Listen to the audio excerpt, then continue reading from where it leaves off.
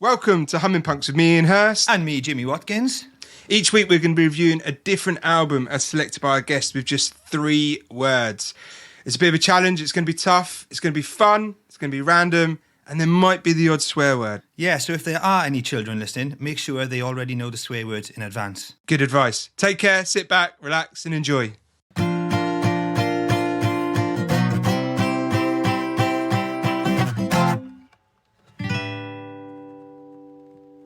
Welcome to another edition of Humming Punks with me, Ian Hurst. And me, Jimmy Watkins. And this week we are joined by the amazing Ronnie Huxford. Oh, I said Ronnie then. Ronnie! Man! Ronnie Huxford. Listen, if you've never been called Ronnie before, then, you know, who are you? How are you doing, Ronnie? You okay? I'm very well, boys. Thanks for having me on. Thank you very much. Absolute pleasure, absolute pleasure. So, those damn crows, you're the drummer, right? That is correct. I am the one who makes the most noise. I am the loud one, the shed builder. That's a good way to put it. I never thought of that. Yeah, I like that. Building a shed at the back, innit, like, do you know what I mean? Noisy. Won't keep it down, like, good God, making a racket by there, innit, like, do you know what I mean? What I am disappointed in, though, because in my head, whenever I think of drummers, there's always a sweatband somewhere. Yeah. Usually, I thought that you might have your sweatband on today. I should do. It's on my drums, actually, in the background. It is on the drums in the background. But yeah, I've normally got a sweatband. Sometimes I do 2 as well, depending on my fitness. Like, do you know what I mean?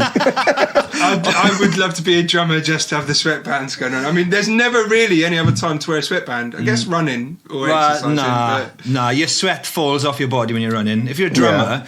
You're basically imitating the shape of a cup and you're just sitting there filling up with your own sweat and you're waiting for... That's so true. I've even doubled up my towel on my drum stool now, like, do you know what I mean? It's like doing sleepovers when you're a kid, like, you know, and you're afraid of wetting the bed. Do you know what? This conversation makes me want to play drums. It's like building a shed and having a sleepover. I've got my kids have got a drum kit that they don't use anymore. They learn to play the drums. I don't know if I can tell this story. It's too late now. You've started it. It's too late now. I know. Do you want to play? Well, you can play now if you want. Well, so I know a couple of drummers. And for a period of time, a very good friend of us at We Are Hummingbird, a good friend of ours, is Rick Jupp, who was one of the founders of Elbow, and the drummer. And for a period of time, my kids were being taught to play drums by Rick Jupp, and it was like he'd do it all like by Zoom and that. Wow. So the reason why I didn't know if I could say that, because I didn't know if there was like a competitive table of drummers, and like he was your Man United to us. No, it's a weird thing. Like, it's normally at a certain level. I'm like, I haven't been in that zone for years, but like when you're starting off as bands, Jimmy might have come across it. It's almost like everybody turns up to the venue looking for a scrap. You're playing a gig, but you're all eyeballing each other, and you do the whole like, yeah, right, have a good gig. But it's almost like have a good fight, make it clean, because you're all trying to kind of get to the same goal. So you feel like you're competing with everybody. You have to be the best band on the night, like, you know. I'm just at the kind of stage now where I enjoy it too much, so I don't really care about that. I actually love it. On our last tour, we took out a cracking Welsh band with us, and they were thumping it, and if anything, it drove me on, made me pumped, ready to go on the stage, rather than listening to some, I don't know, bunk band who's going to come on and you're like, oh, we'll have them. No, it doesn't kind of drive you, it doesn't give you the same incentive, like, you know. So well, I was looking and I saw that you played down in Southampton, the Joiner's Arm. That's down my neck of the woods down there. Yeah, do you remember much about that night? Yeah, man, it was a weird one, that was, because we did the whole tour. And basically the idea was to keep the venue small to celebrate like the new record coming out. And they all sold out in like 5 minutes. So we were like, wow. And then the fans started complaining, and you never won that. So we started upgrading everything. The only one we really kept true was like your Southampton one. So that's why it stands out to me, because some of the venues obviously upgraded to nearly 1,000 cap.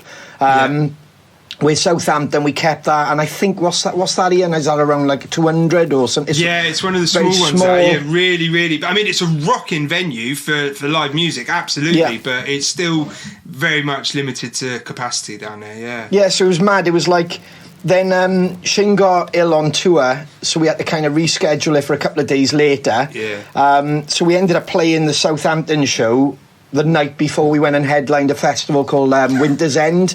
So it was really bizarre. It was like we went to this sweaty club, bashed it out. It was like proper CBGBs back in the day type of thing, or TJs in Newport. And then we headed down to this park and did this festival with like over 1,000 people. It was incredible, So amazing. It's funny saying about the sweat, and I was chatting to my mates the other day, and one of them said, well, what I'd do now to lick the sweat off the ceiling of a seedy club while we're dancing. I miss it.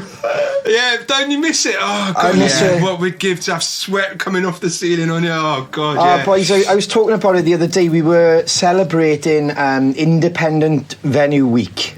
So we were throwing back, talking about all these venues. And by the end of it, it was like if you haven't had a drink for a while, your mouth was dry. Do you know what I mean? I was just I was talking about all the stories about, when we started with the Crows, and I remember being in Fuel in Cardiff, and we were getting a bit more professional, so I'd go upstairs and change. So I'd be getting changed in the toilet, putting my shorts on and stuff. And I remember putting my foot in a puddle of pee, and thinking, why am I doing this? Is this life? Am I always going to be doing this for the next 30 years, playing clubs, stepping in pee all night, But the other day I was begging to step in it, do you know what I mean? It's just I would have swum in it, just to play a gig. Do you know what I mean? It was honestly, it's really bad. Yeah. The days are coming. Yeah, well, I saw someone put something up about, is it normal that they are already talking about rescheduling gigs for February 2022? Oh. We already have. It's official. We already have. So we were playing with Thunder, which should have happened. So basically, we had the sold out tour, we had the chart position, which was phenomenal, and then it was we sold out the Tram Shed in Cardiff, boys. I don't know if you know. Yeah. So we sold that out with months to go, and it was whoa, the things are really skyrocketing for us, especially being, Wales. It was wow, this is happening. Yeah. Anyway, so the Tram Shed gig, loads of people said, I'll be the Motor Point next, I'll be your next venue, and we couldn't tell them that we'd already had a gig ready to be announced in there. But it was supporting Thunder, Ugly Kid Joe, when you grow up and you hear these bands. But sadly, that's been rescheduled twice, and I just had the bad news. It's already on the socials, so it's not breaking news. It's been put back to May 2022. Wow. Oh, yeah. I know, this is the thing about it all, isn't it? Everything just getting shifted and shifted and shifted. Listen, what I want to do, because I want to, our regular listeners know that I like to set this challenge, so I'm going to do this, and then we're going to talk a bit more about Those Damn Crows and what's going on, and then, of course, the album review.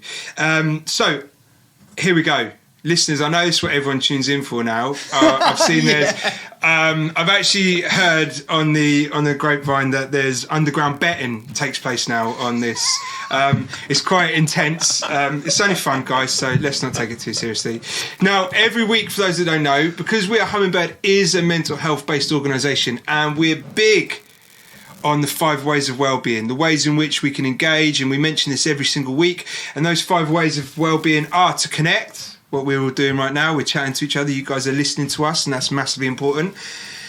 We like to be active, that's down to Jimmy, but we always say let's go for a walk whilst you're listening to this podcast, let's keep active. And of course, we're going to mention in a moment, Those Damn Crows will be able to help with being active on this as well. We're going to bring that in a moment. As well as being active, we say that we want you to help others, to give, to keep learning. We're going to learn lots of new stuff today. But the main reason why we do this is to take notice. Now, the reason for take notice, as those of you know, what I'm about to do is give you a song or some song lyrics from the same year of the album that Ronnie gave us to review. This year, that is 1997. Wow. So we're going to go from an album from 1997, some lyrics. I made it too easy the other week. This is the year I got into music, so I'm ready for this. Is it? Yeah. Now, I'm really, really torn on whether this is too easy or not, but I'm going to go for it. Go on. Okay. I feel more nervous about this, finding the right pitch point. So, remember, listeners at home, if you know this, then answers on a postcard, and you're playing for 5 house points. Okay, here we go. First one. This is what you get. This is what you get. This is what you get when you mess with us. Now, that was... I got it, I know. I got it. That was Ronnie has it now, which is good. One of the first albums I bought. That song is on. Okay, so I think I've made this way too easy again. No, you haven't. Look at Ronnie. He's struggling. He's struggling. This is bad. It's like being in school and all your mates know the answer. And you have to pretend you do as well. You have to pretend. I know. I know. You go first, Jimmy. Yeah, you go first. Well, listen, everyone. You've got about half an hour to mull this over. Remember what we say. If you cheat, you're just cheating yourself. Yeah. And that's not cool. So let's move on. So those damn crows. We were looking at the website earlier on. Me and Jimmy both are part of hugely busy organisations. So obviously we are Hummingbird and Running Punks, hence the Humming Punks. And we work hard. But looking at your website, it puts us to shame. It puts us to shame. And my only question is, when are you going to move into deodorants? Because we're looking for a deodorant sponsor. It's funny you should mention that. Those damn crows deodorant. Because, I mean, we got the beer, which is just like amazing. Tell us more about this beer. Do you know more about the beer? Yeah, I know loads about the beer. So the beer we've been developing for months. Basically, I remember phoning our former manager, which would have been around like April time, and he wouldn't mind me saying this because we're still good friends. And I was just rampant. Obviously, myself and Shane are full-time in the band. We were looking at ways that we could survive in COVID. So the suggestion of getting our own beer out there, which he kind of said, look, it's a great idea. He owns a club as well. He said he has the contacts, but during this climate, it's going to be a little harder. Fast forward on, we got brand new management with Ryan Richards, Future History. And one of the first things he said on his plan to manage us, like when we parted ways with our former manager, one of the first things Ryan said was developing a beer. We were like, sold! Here we go. And all jokes aside, obviously you had to do a lot of like reworking out the structure of the band and how it was kind of moving. But then when we got to the beer part, he'd hooked us up with a local brewer. Nice. And we did a full tasting thing because there was a part of this pandemic where we were allowed to get into a room and rehearse. I mean, myself and the boys managed to get to Germany. There's loads we managed to do, but part of that was tasting these beers as well. So he gave us like a load of samples. I'm not a fan of a lot of craft beers, so I'll put that out there for anybody who goes, oh well, he was saying this in March on Crowcast or whatever. A lot of them do taste like a farmer's boot, or they say it's like a Welsh Valley field, and I particularly don't like that. I kind of like my beer normal, like, you know.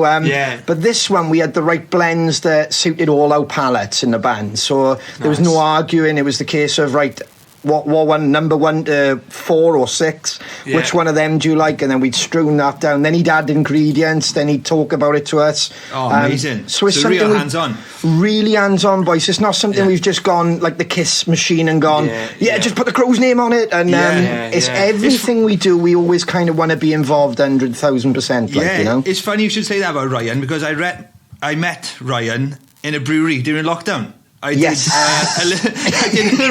a little talk in a brewery, and I'm a teetotal guy, so you know talk was in the brewery. Yeah. I did a little talk about Running Punks, and like a little crowd turned up, and Ryan was there, and I could see that man had a keen interest in beer. So that's perfect that you and him have worked together on bringing a beer out. He does, and some of the other boys like Dave in the band, he's the most knowledgeable, I would say. Lloyd Den as well.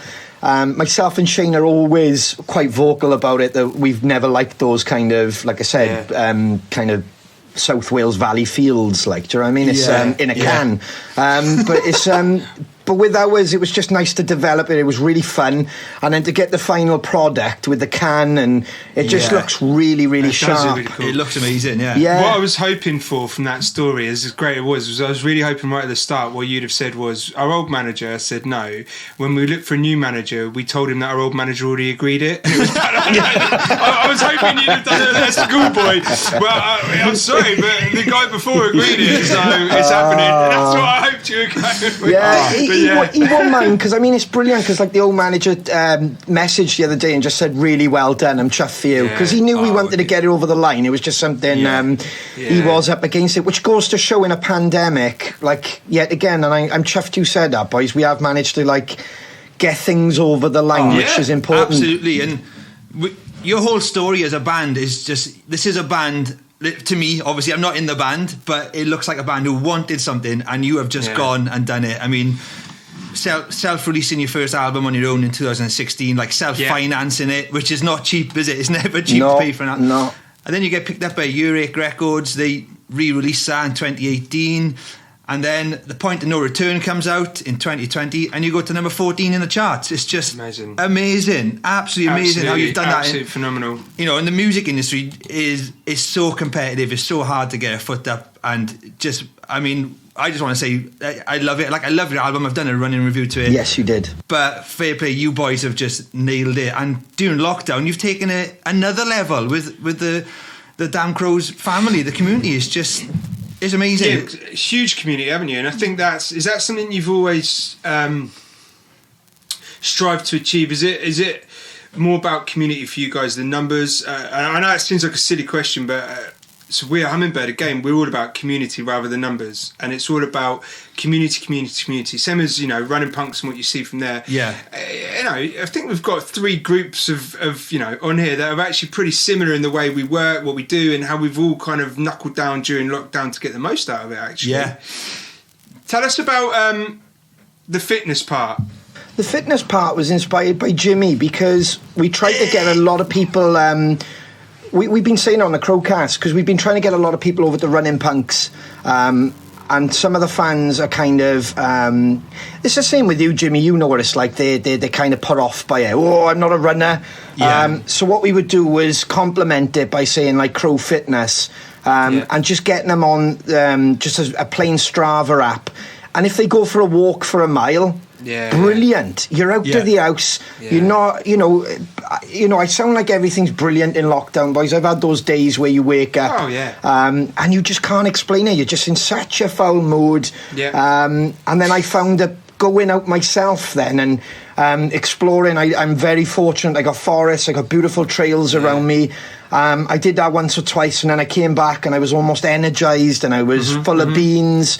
Then I was like, oh my God, it really does work. You know, they're not just saying it really does work.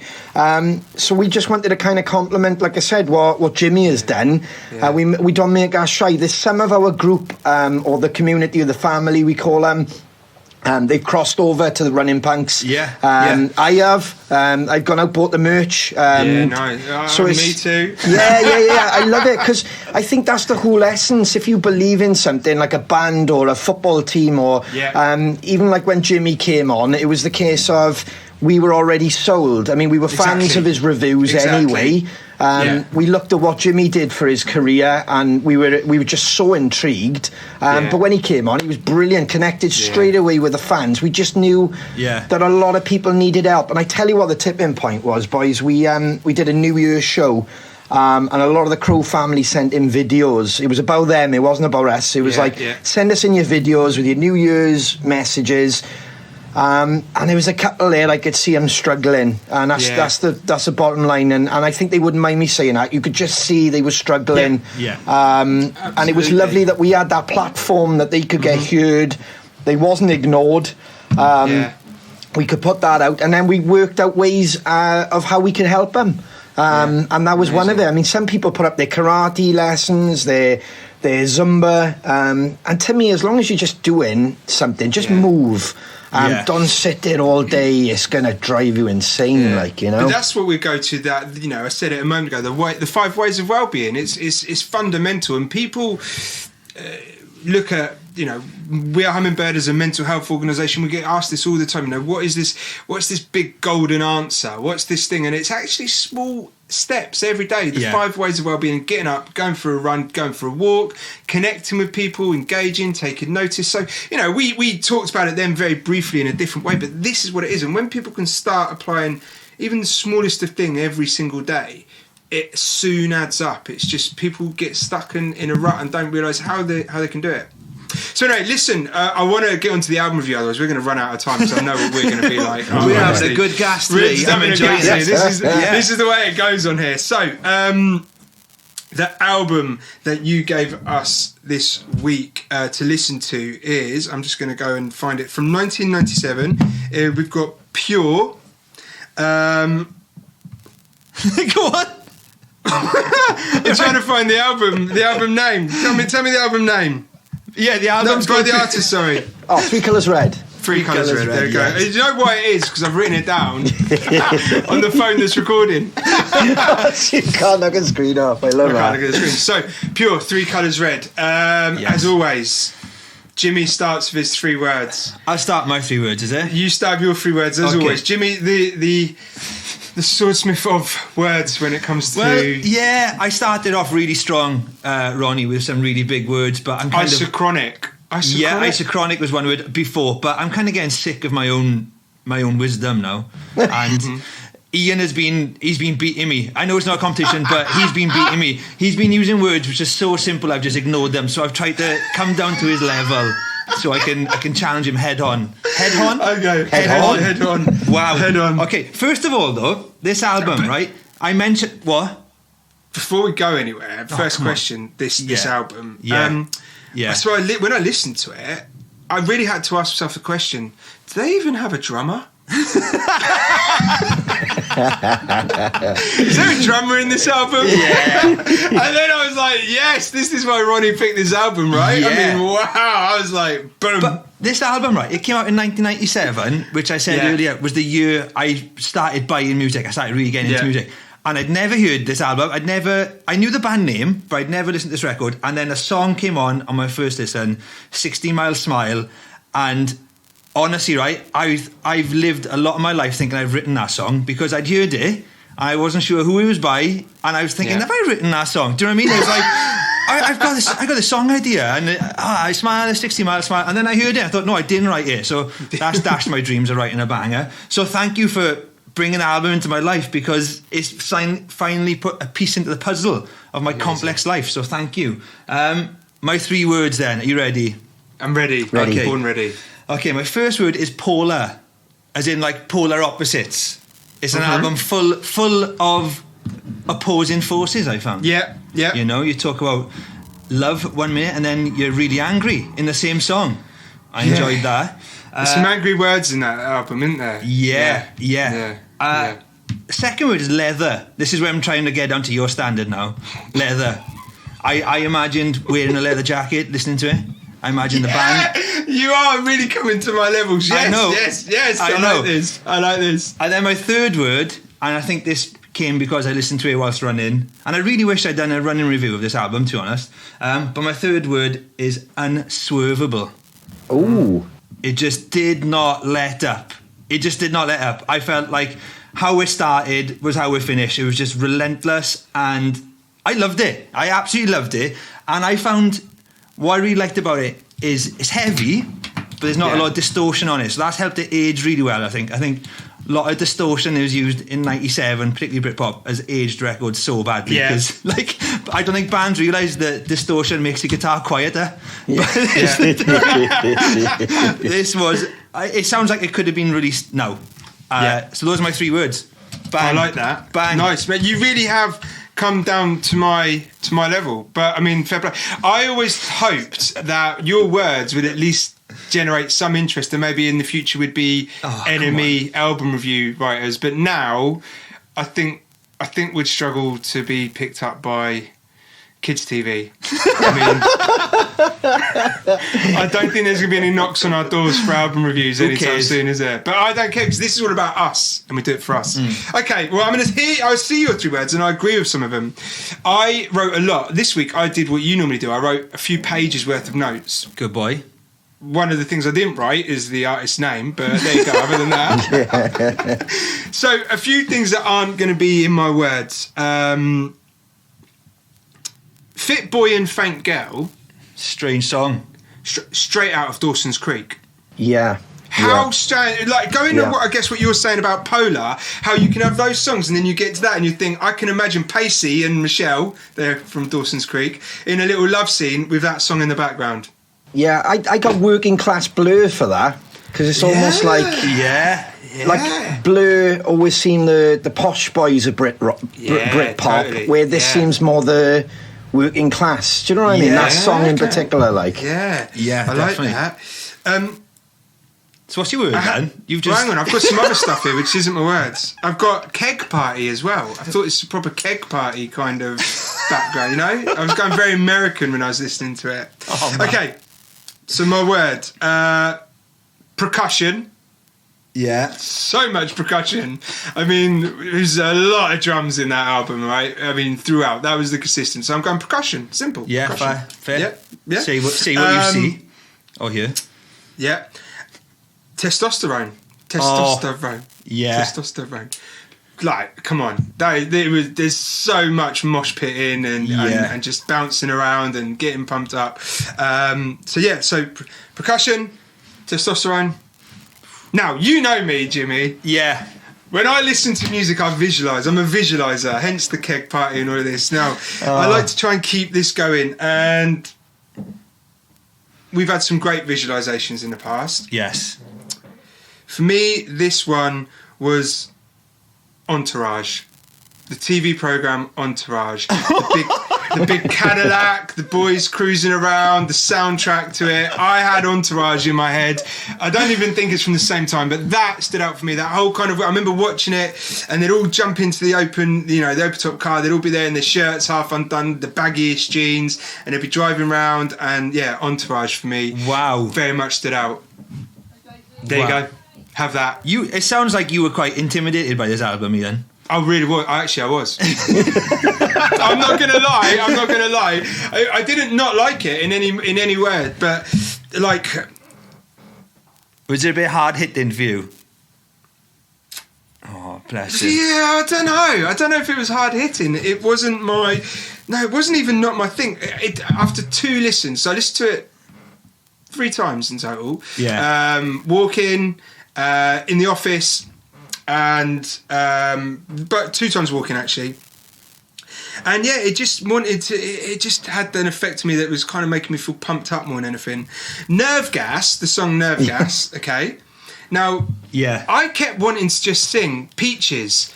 There's a part of that sounds just like millions of peaches for free. And I was like that. I was thinking, whoa, hang on. So there was all this stuff merging in. But I struggled to pick 3 words for this one, and it sounds like I've come across with just 3 heavy-hitting, intimidating words. Well, that's how you experienced it. That's what this is about. Yeah, exactly. I know. So that's it for me. Yeah. Go on then. I'm going to leave it there. Go on. Lovely. I've got no more to add. I have spoken. I've spoken. Ronnie, tell us your 3 words. And we've set the bar for you now. It's a terrible bar after those 2, I've got to be honest. That's shocking. Pure. I've gone lazy and gone for, as in the album, is Pure. So the reason I kind of related to this record around 97 was I just came off the back of like Nirvana. Yeah. And exactly as you said, Ian, so I've just got to echo what you said. This was the first, I don't want to give away the second word, but it was the first record I'd heard for a while where it was just like raw. I could almost, from a band's perspective, hear them in a room writing it. It didn't sound over commercial at the time, around 97. No. There was a lot of kind of like you said, that Dawson's Creek is so...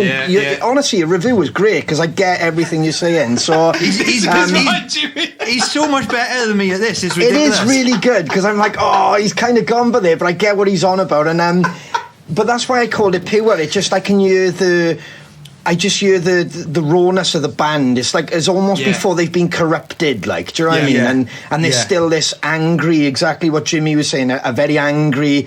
We want to get out of our area. We want to do this for a living. And I think that's why it's so ferocious from start to end. With the odd track where you go, why did they go there? Like, you know, like I said. Because it does. I mean, there's parts in it, like I put Smashing Pumpkins. Because it just reminds me where they go very trippy, or Nine Inch Nails without the industrial heavy kind of keyboard sounds, like, you know. So that's what I meant about like the Peaches bit from I was at United States of America and you're listening to it and you're thinking, you know, on a track called Nerve Gas. How does it sound similar to Peaches, where you're going... Yeah, that's what I mean. How's this it's polar, though. It was so many... Like, I found it a lot of opposing forces in there. Yeah, so, like you say, you got a song called Nerve Gas, and it's a really playful, colourful melody. I think it's all the interchanging guitar melodies as well, because a lot of them are so melodic. If you took away the vocal melody...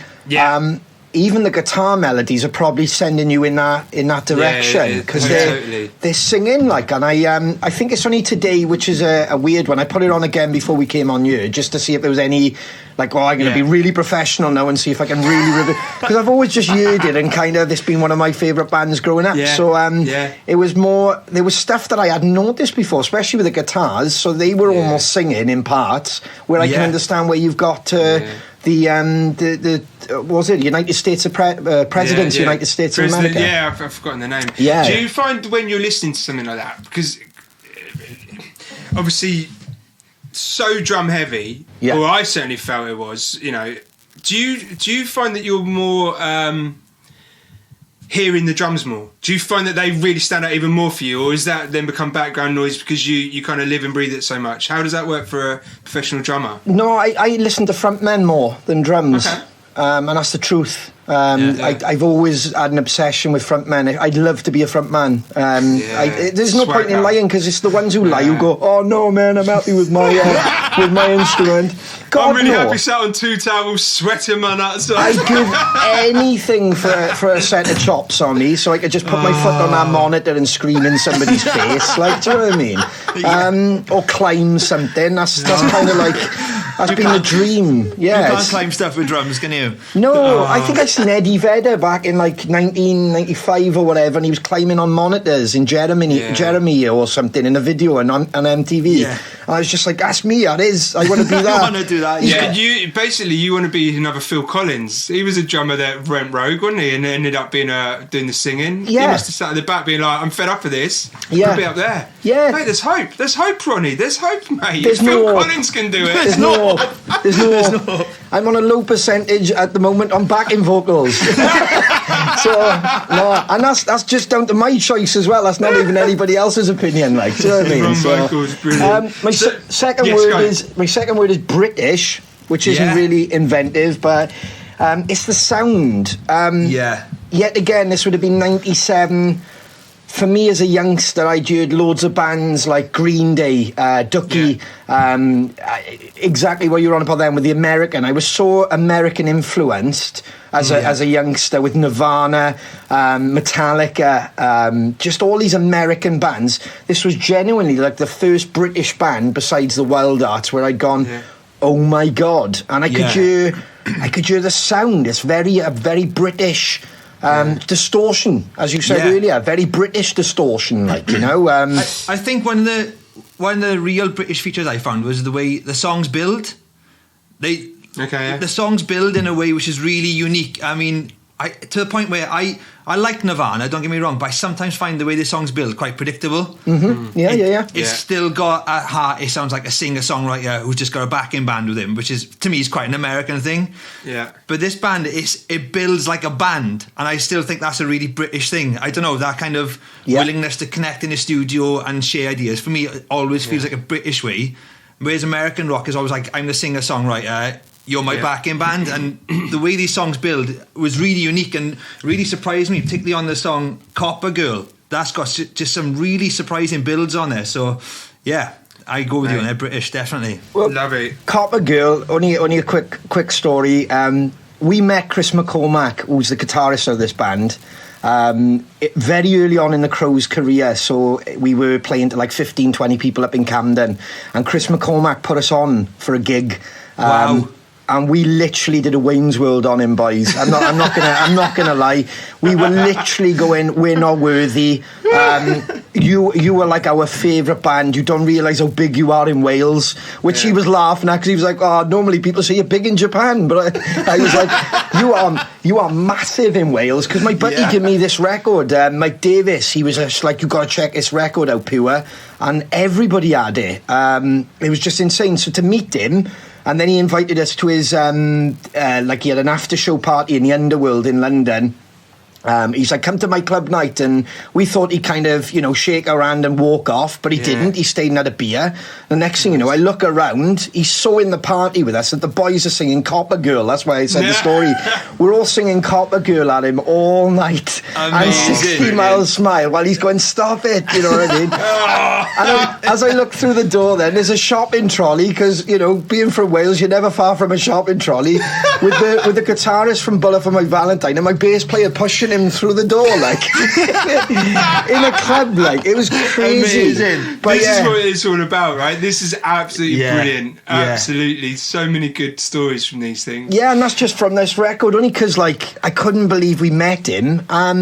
And they never really, they didn't break down the walls, unfortunately, of, your Oasis, your Blurs, even your Wild Arts, obviously. And it was such a shame, because they have got a massive fan base, Three Colours Red, but... Do you think it was the wrong timing? Do you think because you had the Oasis Blur Turf War going on, and then there was some seriously good. You got Elasticas, Echo Bed. There were some awesome bands, right? Everything you just said there, Stereophonics had just got the break. Suede. Literally. All of them, and that's why I had to have British as a word, because I was like, it was a great time for British music. Yeah, totally. It really was, wasn't it? It really, really was. Definitely. Such a good... Manic Street Preachers, even in Wales at the time, they just gone, when they put that record out a little bit later, with Design for Life in Australia and everything, that just sent them through the roof. But that was on the back of Generation Terrorists and Holy Bible and stuff. It was absolutely, yeah, man. Well, we were spoiled. I don't know that we'll ever get that. I don't know that we'll ever get that again. No, I mean, a lot of people say they were fortunate to grow up in the 80s. But I missed out on that. My bass player's 10 years younger than us, and he loves the 80s. He literally he every band in the 80s he's a fan of. For me, it was all about I connected with music like Jimmy 97. I connected around 94. And a buddy had given me Ducky, Green Day, and that kind of sent me down the rabbit hole then of punk and grunge, and Nirvana was massive. So everybody what wanted an album. I completely forgot about Dookie. Yeah, what? Oh wow! That was nearly the choice. Sorry, boys. Yeah. Wow. I'm glad we've done this because I've never heard this. And I hadn't, so it's good. Lovely. What's your third word then, Ronnie? Let's third word is bangers. Yeah, totally. Yeah, total definitely. random word, but not just bangers, as in the sense of, like you said, the drums are ferocious, the guitars are pushing. Yeah. 1 minute it's territorial pissings, the next minute it's just crazy. But it's bangers in the sense of I'm a fan of a good quality sausage. I wondered if we were going there. Come on. I'm a fan of a good quality sausage. So I'm anything less than 90% is not good enough for me. It's got to be 90% pork. So it's packed full of meat. Rather than artificial ingredients, do you know what I mean? So for me, and I thought Jimmy would love that review. I love that. For me, this record is just full. It's come straight off straight from the slaughterhouse. It's 100% meat.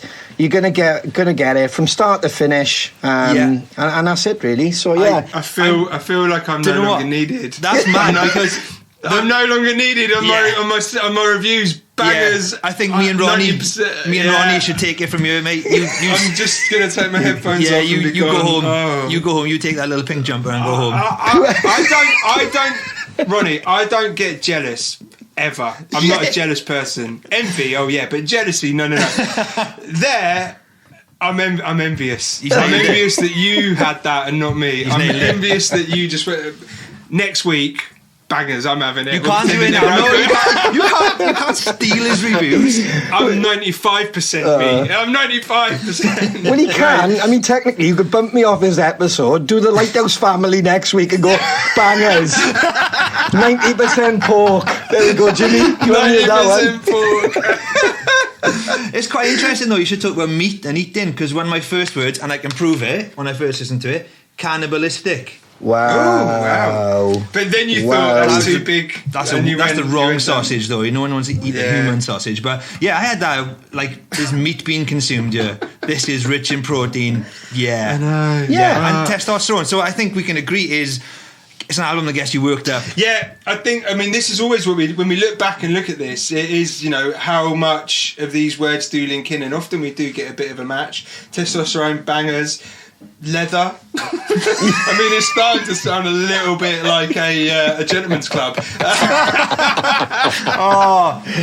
I could just see those leather jackets which never keep you warm, and some people still wear on freezing cold days because it looks cool. I could see those jackets. You know, the ones that are not long enough and your hips are always freezing. I could see those jackets. The arms are longer than the body. I got two of them jackets hanging up. Honestly, it's like, why have I bought these? I got a really cold belly button, but I look great. I've noticed that the old sheepskin corduroy Levi jackets coming back in fashion. I've had one of those. 4 years I've had one of those. I used to wear Someone tried to steal it. I won't name the band, but we did a gig with him, and he walked off wearing it. Whoa! I know, chased him down in the car park. I used to have one of them, and I was talking the other day to the wife and everything about turtlenecks as well. But they're all making a comeback, innit? Like, I'm looking at youngsters now with turtlenecks on. It's because you can use it as a face mask. You can just roll it.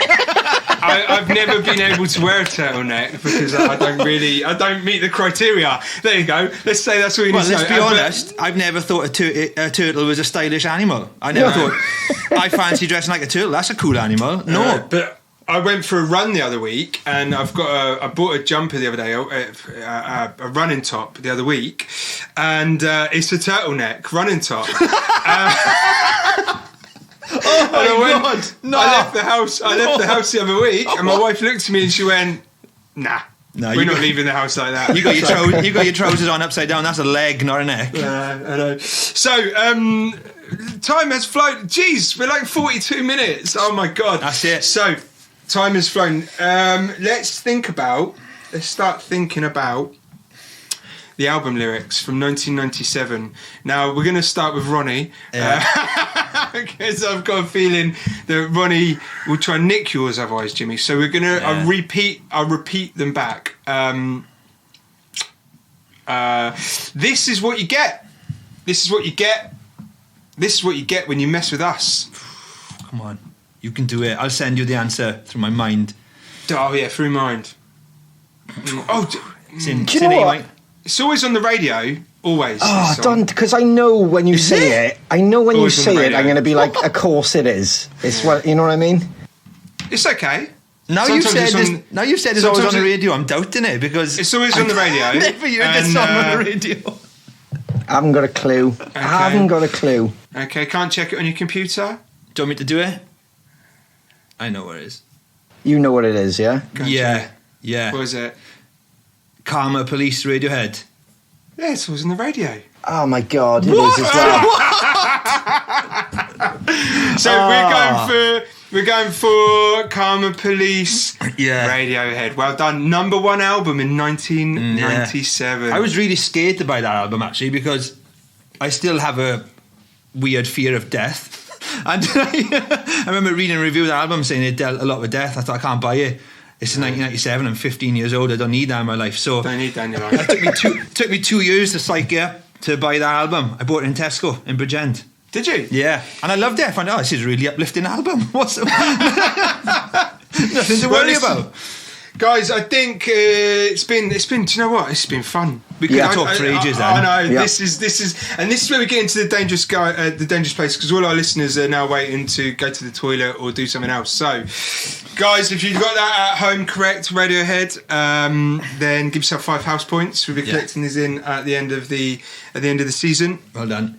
Ronnie, it's been an absolute joy. It's been a pleasure. Thank you for having me, boys, honestly. Thank you so much. Good luck with everything that's going on. I'm sure there'll be loads more that we'll do together. And, you guys keep smashing what you're doing. Keep the fitness stuff going up. Those people that want to find out more of Those Damn Crows, type it into the old computer. You'll be able to find loads. Music, shop, beer, loads and loads of good stuff on there. Yeah. Anyone from anyone else before we say goodnight? Just thank you for having me. It's brilliant, boys. Honestly, brilliant. I've loved it. Like we could have talked about your community, your Crowcast. That's for people to find out. Go search. But yeah, we can only set people, give them the start, and they've got to go. But guys, thank you so much. Listeners, remember, if you like this, share it, subscribe, hit the like button if there's a like button. We've not established if there is yet, but do all the good things that you're meant to do, and we'll see you next week. Nice Peace one. out. Thank you. Cheers, guys. Take care. Bye. Bye.